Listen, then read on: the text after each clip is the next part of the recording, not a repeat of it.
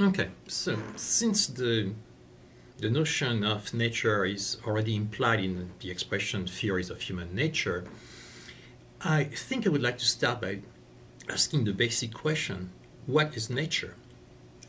Now, this is a strange question, I know, because on the one hand, it seems to be one of those words that is so common, so commonly used that we don't even think about it, since we all assume that we understand it very well. On the other hand, the fact that it is very common is an indication that something needs to be thought that is not thought precisely. Now, part of the problem is, of course, that if a term is very common, then it tends to have many, many senses. So I would like to explore one of the senses of the term nature, and we'll look at others at another time. In large part, I think that philosophy depends, first of all, on our ability to listen to language, to pay attention to how language functions and what is already, the meaning that is already implied, contained in the very expression that we use, including at the most common level of everyday discussion and speech.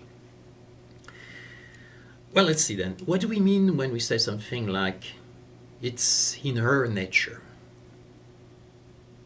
His nature, their nature. I think that typically we find an interesting sense of nature. To say it's in her nature means, oh, it's a natural, spontaneous tendency of this person. It means that if we were not to stop it, to hinder it, to modify it, to change it, this is how things would be, how she would act, her character, right? So here we have a dynamic sense of nature, of the term, right? Nature is whatever it is that proceeds when it is unhindered, unchanged, unrestricted by any other force. Let's continue our exploration then. It is very difficult to answer the question, what is nature, what is meant by nature, right away. Maybe we should proceed by, first of all, looking around us and asking ourselves, what are the things that you see in your daily surrounding that you would typically regard as natural? Well, I think probably many of you would say things like a rock, a bird, a plant, a stream, a meadow, a forest, a cloud, a planet, etc. Things like this, things of this nature are natural entities. Okay, so if all those things and many others are natural entities, and most people would agree that this is the case, then the question becomes, what makes them natural? If you have a rock here and a bird there, and both are said to be nature, forms of nature, natural beings, the question becomes, what is the common denominator that unifies them or unites them so that they can both be said to be part of nature? Now here, most people would think in terms of maybe trying to analyze the object, discover the chemical components that makes it this bird or this rock or this cloud and so on, so that they would find out what nature is by looking into the microscope. And this is a mistake. This is a mistake because the question is actually a conceptual one. The meaning of nature is not out there. What is meant by nature is what we assume when we use the term nature, to distinguish and to classify a huge number of entities out there as being all part of nature. Okay, so if it is a conceptual question, then let's see.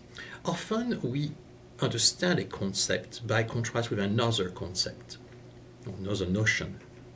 We understand light by contrast with dark. We understand happiness by contrast with sadness. We understand good by contrast with evil. We understand tall by contrast with short. So, what would be the opposite term of nature and natural? Well, let's see. I think we could list a couple of terms that would come to our mind. artificial, natural, artificial.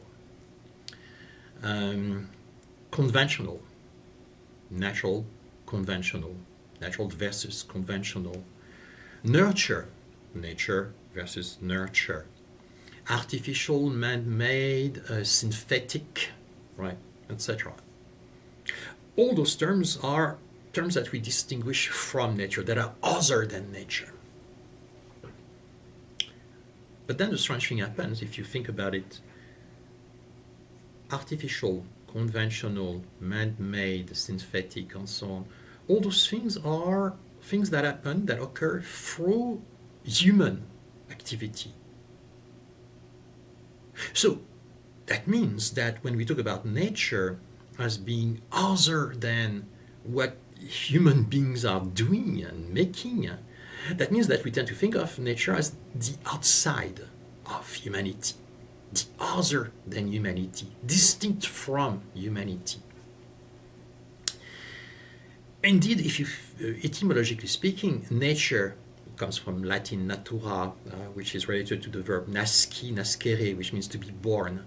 And nature, initially, etymologically, means a force that produces, that brings forth entities of all sorts, birds and plants and animals and minerals and elements and so on and so on, so long as it is unhindered, unrestricted, right, by human manipulation, by human transformation, that which is pure and pristine without our touching it. This is very important because our basic conceptual distinction between nature and non-nature means that we, human beings, tend to exclude ourselves from nature. Since everything that is typically non-nature is actually human, that means that humans are not, or think of themselves as outside, or other at least, than nature. So humans would then be the species, the strange species out there, that tend to remove itself from the natural order, that resists nature, that attempts to impose its own rules over and against nature. Well, I am committed to the idea that philosophy ought to be concrete, and that everybody says that philosophy is abstract, and I think this is absolutely false. Look around you. Can you see things that are exemplary of this first idea? Look about where you live, right? We replace natural habitats by artificial ones.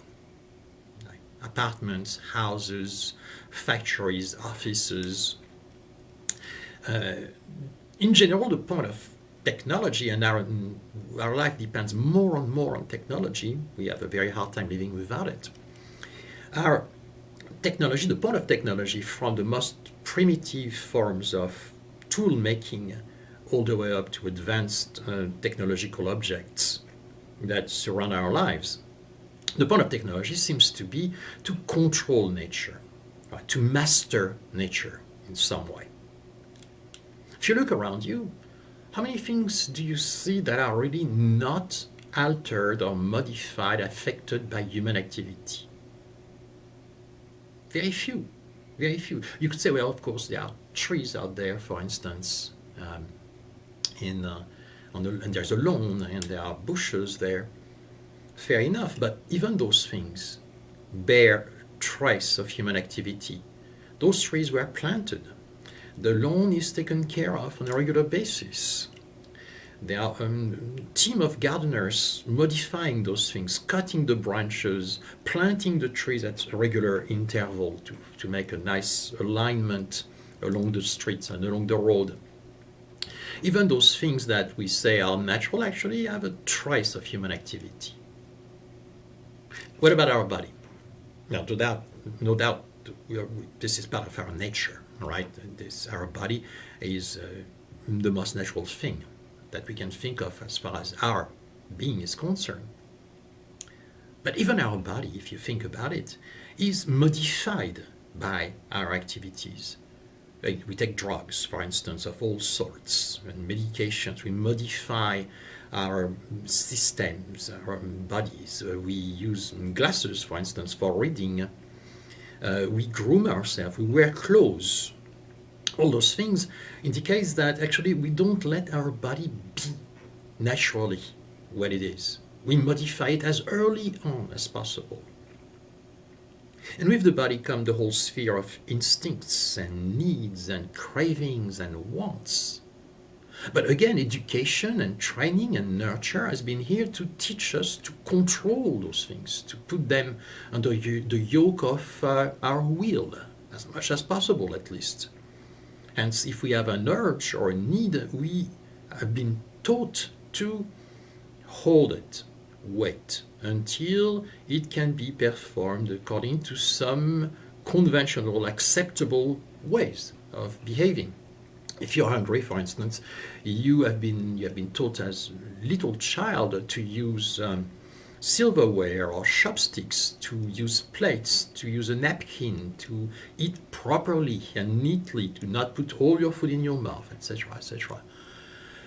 All those things indicate that even something as simple as an urge, as natural as an urge, actually is something that we have modified, that we have learned to modify, that we keep generation after generation to teach our children to modify those things and to control those things. So there is a very important consequence for theories of human nature for our purpose here, which is that with respect to the first sense of nature, okay, the natural surroundings, right, that human beings can be understood as anti-nature. By this I mean that it looks, and this is the point that was stressed by philosophers like, for instance, Aristotle in ancient Greece, who said that human beings are by nature a political animal, whereby he meant that it is essential to being a human to actually live according to conventions, social conventions.